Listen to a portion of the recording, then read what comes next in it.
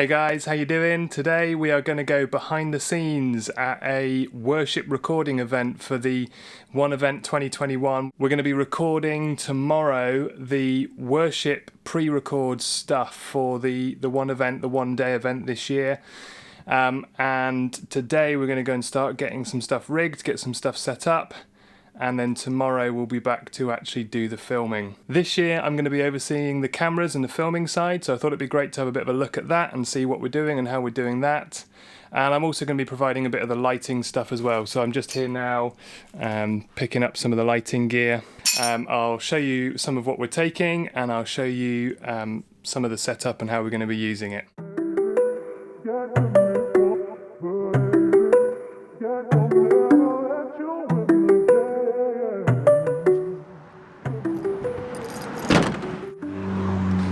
Okay, all loaded up. I am heading off to Lincoln where we're going to start rigging, so see you in a bit.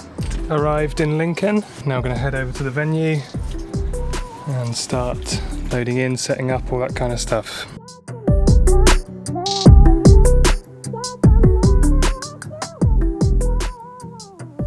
Okay, I'm going to jump in here and just explain what's going on. So unfortunately on the day, things got really busy and there wasn't a lot of time for me to actually talk to camera. So on the first day when I was setting up, that's all the footage that I managed to capture. And there are one or two places in this video where I couldn't speak to camera. It was very busy, lots of noise, lots of background stuff going on. So it wasn't really easy for me to just be able to film and talk to camera.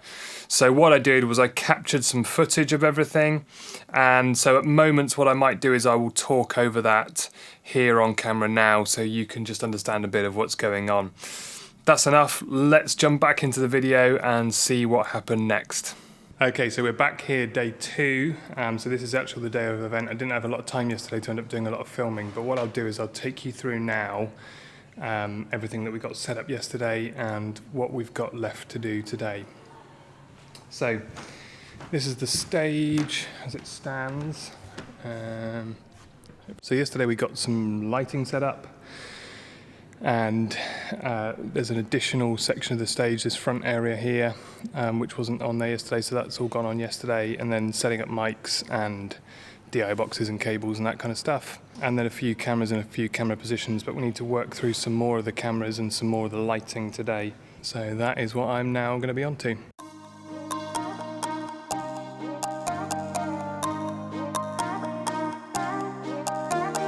Okay, so this is a quick tour of the stage. So you can see here the microphones, the DI boxes, in-ear monitor packs, all that sort of stuff that we set up the day before. This is the extra section of staging here that was also put on the front as well.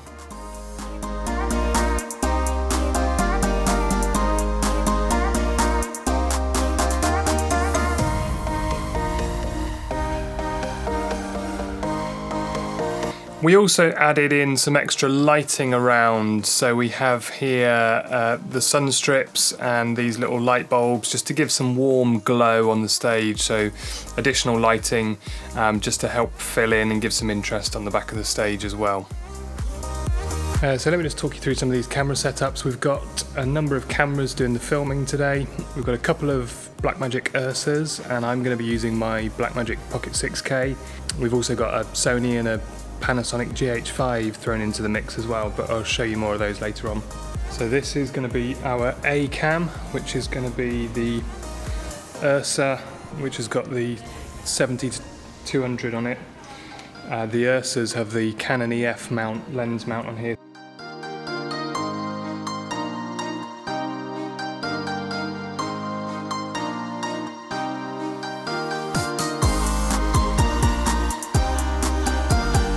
This is then a B cam, which is going to be the Ursa. At the minute it's got the Sigma 18-35 on here, but we also have a couple of primes. There's a 50mm prime and an 85mm prime, which we might swap out on here if we need to. We did actually end up using the 50mm prime on here. It just gave us a better shot than the other two lenses did. And you'll notice actually in the footage I've got a 24 and an 85. We did have a 50. Okay, and then we also had this, the little Blackmagic micro cinema camera, which we had to film a wide-angled shot, this shot here. which captured a nice selection of the congregation as well. So we got lots of backs of heads and arms and all that kind of stuff as people were singing.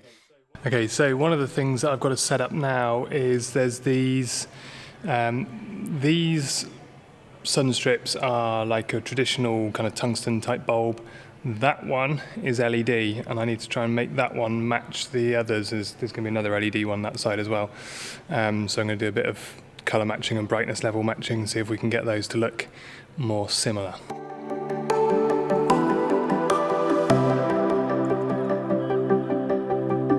Okay, this is Howard. Howard was setting up a lot of the audio stuff on the night. He wasn't actually running it, but he organised a lot of it and got it all arranged. Now, there are just one or two things I wanted to take you through on the sound side. So first of all, in the drum booth here, we were running a number of mics on the drum kit. But in particular, I just want to point out a couple to you. So first of all, this one here that we had on this clap stack, trash stack cymbal is an Audio-Technica ATH 450, and the thing that's really great about this for drum kits is it's actually a side address microphone, so the sound's coming in from the side here, which makes it really slim and very small and discreet, and you can quite easily tuck it in on a tight spot on a drum kit.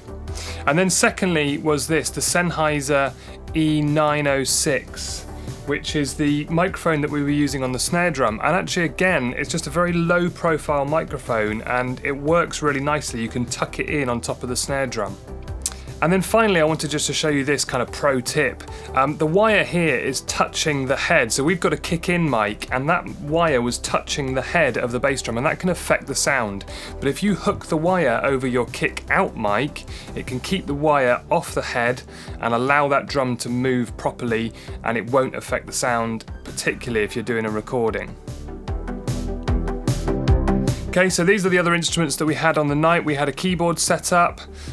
The keyboard here is running through this little Orchid DI box, which again was working fine. You may know from my previous video on DI boxes, these are great, no problems on these at all. But also the keyboard player was also controlling clicks and tracks and those sorts of things as well, and that was all happening all from here with these other DI boxes on the side here as well. Bass guitar, it's running straight through a DI box, nothing at all fancy here, just bass guitar into a DI box. He did have a little amp with him, but just very straightforward, straight in, straight out, and an in-ear pack there as well. Now, unfortunately, due to COVID and various other factors, we were very low on musicians on the night, and that was it for the main musicians on the back line. We had keys, bass and drums, and then Dave was also playing guitar at the front, and that was it. That was our entire lineup for musicians on the night. And so for recording, we were using this, the Digico SD8, and this has MADI out. So we were using digital audio called MADI signal coming out the back of this, which we then fed through into a USB conversion. So this is the USB interface that we had. So these yellow cables here are taking the audio out of the mixer, converting it to USB and feeding it into the laptop, and then we were recording down into Logic. So there's all our channels coming into our laptop, all ready to be recorded. This is Kim. Kim was doing the visuals on the night. On the night, visuals were only in-house. We weren't recording anything that was going out. It was just cameras on the stage, so everything that was played back, song lyrics and those sorts of things, were just for the people in the room on the night. And then at that point, band started to arrive and we started to do sound checks and final checks of recording and cameras and just making sure all the last bits and pieces were all set up and ready to roll.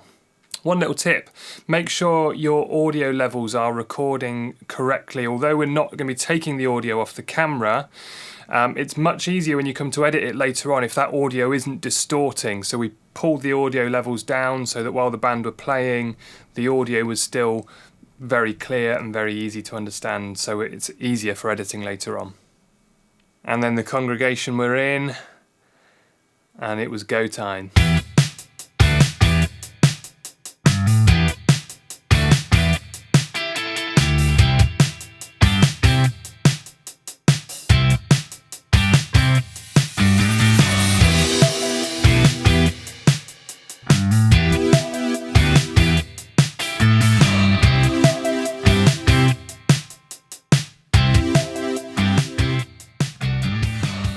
then all too soon, it was time to tear it all down again and pack everything away and load everything back out. So we're just deregging, taking everything back down again. That's it, job done. It's now over to people doing editing, audio editing and video editing to get the final product available. And as I say, hopefully these will be going out on YouTube, so you might well find some of these recordings actually ending up on YouTube somewhere. So we've just finished up tonight. Just going back out to get the van to load up and head home. And that is us done for this year at the One event. Yeah, it's been good. I think the recordings all seem to come out well. And hopefully, all being well, we will have a bunch of videos all up on YouTube and things of all the worship songs from this evening. So yeah, that's it. A day in the life of recording the One event pre-recorded album worship stuff. Hope you've found this video helpful. Maybe there's been some bits in there that you've not known about or has been useful to you. As always, likes and subscribes and all that kind of stuff is brilliant. Just making sure I don't get run over on the road. And I'll see you in the next video. Cheers guys.